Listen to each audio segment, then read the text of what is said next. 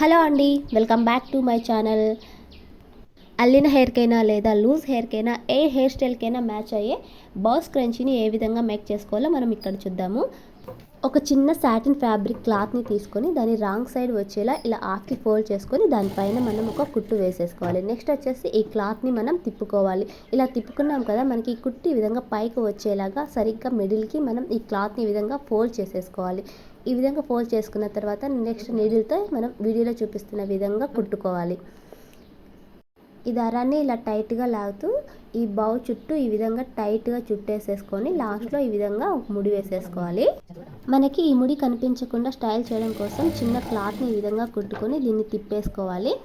మన దగ్గర ఏవైనా చిన్న రబ్బర్ బ్యాండ్స్ ఉంటే దాన్ని బౌకి ఈ విధంగా అటాచ్ చేసుకొని మనం కుట్టుకున్నాం కదా చిన్న పీస్ని, దాన్ని ఈ విధంగా చుట్టేసుకొని నీడిల్తో కుట్టేసేసుకోవాలి. ఈ క్యూట్ మినీ బౌ మీకు నచ్చినట్లయితే మన ఛానల్ని లైక్ చేసి సబ్స్క్రైబ్ చేసుకోండి.